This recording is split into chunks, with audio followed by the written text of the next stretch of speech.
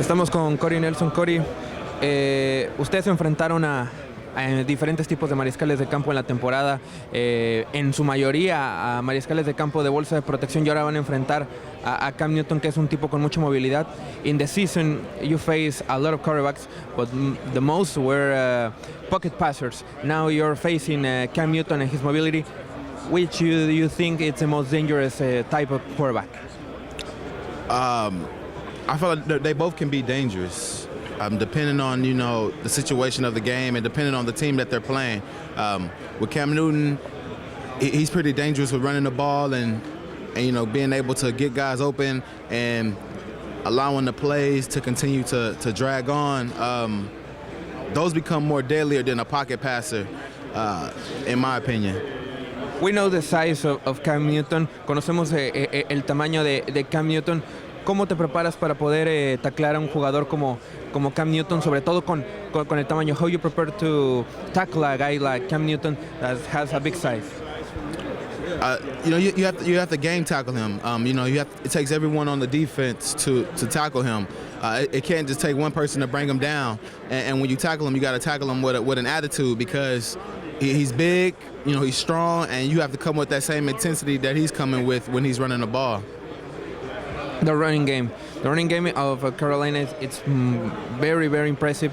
El juego terrestre de Carolina es muy increíble. How you prepare to face different styles of running backs? ¿Cómo te preparas para enfrentar a dos tipos de corredores diferentes, like Mike Tolbert y Jonathan Stewart? We just have to have a certain mindset, when tackling those guys, because they run so hard downhill. They're able to break a lot of tackles. It takes a certain mentality that we have to bring those guys down, and it won't be easy to do that. But if we have the right mindset and the right attitude, we'll be able to take them down, and we'll be able to stop the run if our mind is right and if our attitude is right. Mucha gente menciona que la principal fortaleza de los Broncos de Denver es la defensa. A lot of people said that the most incredible asset in the Denver Broncos team is the defense. What do you think about that, and how you prepare for games like the Super Bowl that is different, like the NFC Championship? Our defense is strong, but that's not the only thing that makes us so good. It's the fact that we're a team, and it's the fact that special teams play so well. It's the fact that the offense comes in and they play well during clutch situations. So I say it's a team effort. It's not only just the defense, but it's everyone as a whole.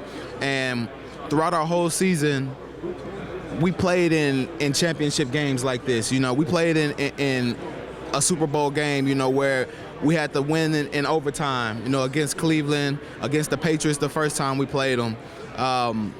I feel like this game is no different than that game. It's all the same. Even in the AFC Championship, we've been in tight games like that, where we had to win and stop them for a 2-point conversion, like we did when we played against Chicago. So this game is nothing new. It's the exact same as any other game, because we've been prepared for it. In the second part of the season, we see a lot of Denver Broncos games coming to the climax in the fourth quarter. We've seen a lot of games defined by maybe some points.